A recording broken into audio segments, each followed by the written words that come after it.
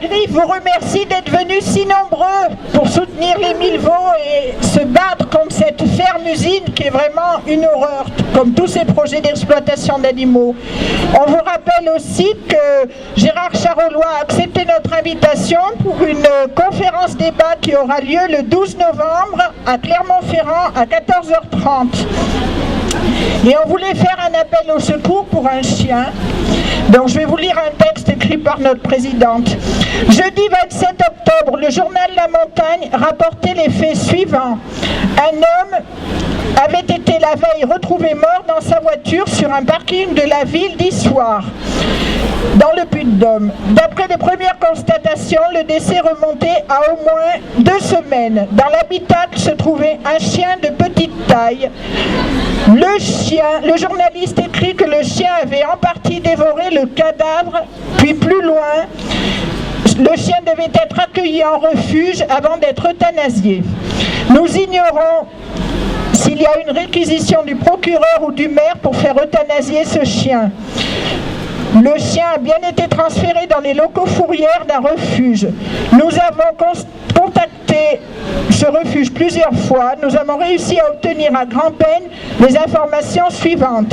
Il s'agit d'un pincher. Les morsures sont nettement moins importantes que ce qui a été suggéré dans le journal. Et c'est l'association du gestionnaire du refuge qui aurait décidé de faire euthanasier dès la fin du délai de fourrière, qui est de 15 jours, ce pauvre chien. Pour justifier cette décision, on a évoqué de vagues raisons d'ordre sanitaire. Grotesque.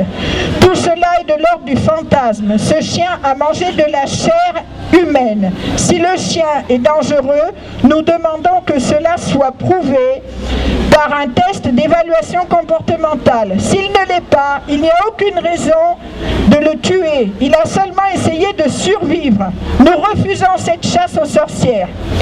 Nous avons adressé à la présidente de l'association gestionnaire du refuge un courrier recommandé avec accusé de réception lundi dernier. Nous demandons que le chien nous soit confié. Nous attendons encore sa réponse. Nous refusons que l'arriération prenne le pas sur l'intelligence et la bienveillance. Si ce petit chien n'est pas dangereux, nous demandons qu'il soit épargné et libéré. On a entendu ce chien aboyer de détresse pendant 2 semaines. Personne n'a réagi, n'a levé le petit doigt. Le plus choquant dans cette histoire, c'est que la menace provient d'une association de protection animale. Cherchez l'erreur. Aidez-nous à sauver ce chien, ce petit chien, des pièges de la connerie et de la superstition. Voilà. Nous aurons peut-être besoin de vous contacter pour une mobilisation le cas échéant. Merci d'y répondre. On va pouvoir clôturer doucement cette manifestation, mais ce qui ne clôture évidemment pas l'action générale contre Intermarché, contre la ferme-usine des Mille-Vaux. Toutes les emmerdes que nous avons avec la préfecture aujourd'hui, c'est signe que nous avançons, c'est signe que notre campagne fonctionne. Elle a une résonance en France entière, nous avons des soutiens de partout.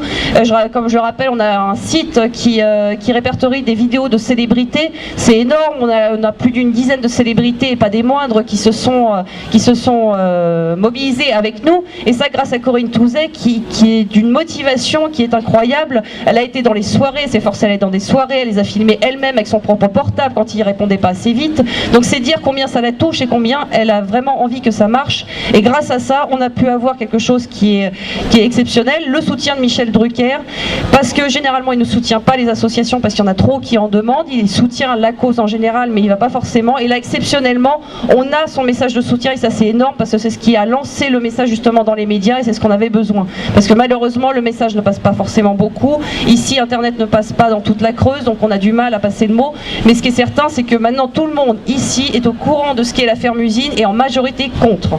Donc on va y arriver, j'en suis persuadée. Il faut continuer à faire pression sur Intermarché. On a une action en ligne que vous avez certainement tous vue qui s'appelle Les Moutons, Alors je trouve effectivement le terme un peu mal choisi, mais bon, l'action est efficace en tout cas. Plus on a de moutons qui cliquent sur ce petit bouton, plus la barre augmente, et au bout d'un certain nombre, notre demande est faite à Intermarché: allez-vous maintenir votre contrat avec la ferme-usine? Et ça, c'est vraiment le point clé de cette campagne. Si Intermarché renonce à son contrat, c'est la fin de la ferme-usine. Donc c'est vraiment le but à atteindre, mais prudence et mère de sûreté, on essaye via les procédures juridiques également de faire tomber ce projet, et peut-être dans quelques jours on aura la réponse du Conseil d'État qui nous donnera une nouvelle victoire, en sachant que le ministère a déjà désavoué le préfet et le projet, et ça c'est déjà énorme, plus la suspension d'ouverture. Au bout d'un moment, le quota de production ne sera pas suffisant et ce sera abandonné. Mais pour ça il ne faut pas lâcher, donc il y aura peut-être pas d'autres manifestations, peut-être que dans une semaine on vous dira youpi, on a réussi, c'est la fin. Peut-être que ça prendra encore un an, comme les 1000 vaches où ils y sont depuis 5 ans, et Dieu sait qu'ils se battent avec force, donc peut-être qu'on y sera dans 5 ans, mais en tout cas il ne faut pas lâcher et on va y arriver.